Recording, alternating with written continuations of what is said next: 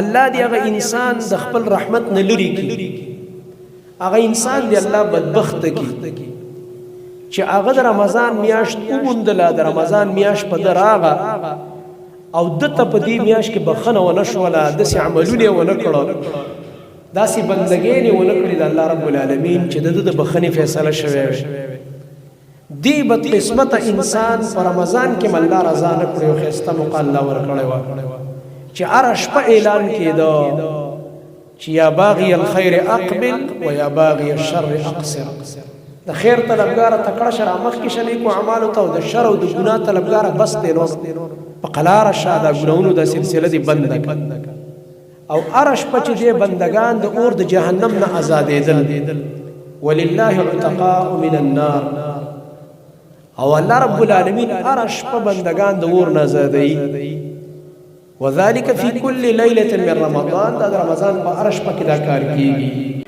نو هغه انسان دی الله رب العالمین د خپل رحمت او د خیر نه محروم کی الله دې د خپل رحمت نه لري کی جبريل خیره کوي چې رمضان باندې میاشت راغ او د تبخنه ولا شو نو نبی کریم صلی الله علیه وسلم فرمایي ما ویل چې امين الله دې دا خیری قبول کړي دغه بد قسمت انسان مبارک والعیاذ بالله ډیره سخت خبره ده دغه رنګ هغه کسیات کو چې داغه په ژوند کې مور پلار دواړه یا په مور پلار دواړو کې یو کس د سي ضعیف عمر ته ورسېد او د داغې نه دعا وانخلي داغې خدمت ونکي هغه مور پلار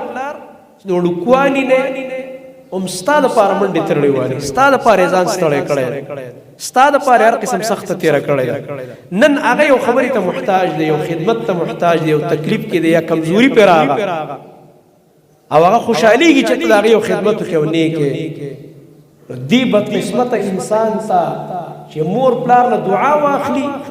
دعای و نه خستله د دې په زیت مور پلار ناراضه شو الله دې دام د خپل رحمت نه لري جبريل عليه السلام دا خیره او نبی عليه السلام امين واقعي چې دا هم ډېر بد قسمت انسان دی نبی عليه السلام چې دا باندې مور پلار غوندي دا جنت دې کور کې دا مور پلار جنت دې یاد ساتي لنډه خبر لنډو ټکو کې درته ویل که غواړئ چې جنت ته لاړ شم د دې مور پلار خدمت وکړه د دې نه دعاګانې واخله دا خوشاله ساته ځکه دا جبريل عليه السلام خیری کړی د الله په امر هغه کسانو ته چې د مور پلار له دعا و نخلي خدمت نه کوي خوشالین او نبی صلی الله علیه وسلم په امین ویل او بل دریم هغه بد قسمت ذکر کړی دی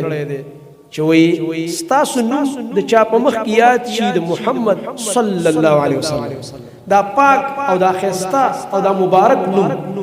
او دا دومره شوم او بخیل دی چې درود در باندې ونه وایي صلی الله علیه وسلم ونه وایي نو دا دې الله د خپل رحمت نه لري کې دا دومره کنجوس انسان دی چې دین په د باندې لکه کومه خرچه کیږي چې دی و چې صلی الله علیه وسلم الټا ورته اجر ملاويږي برنا فورا لس رحمتونه را نازل شي په د باندې چې یو ځل موږ درود وایو په نبی صلی الله علیه وسلم لس رحمتونه په موږ نازل یا خپل ګټه دا خو د ځان سره زیاته کوي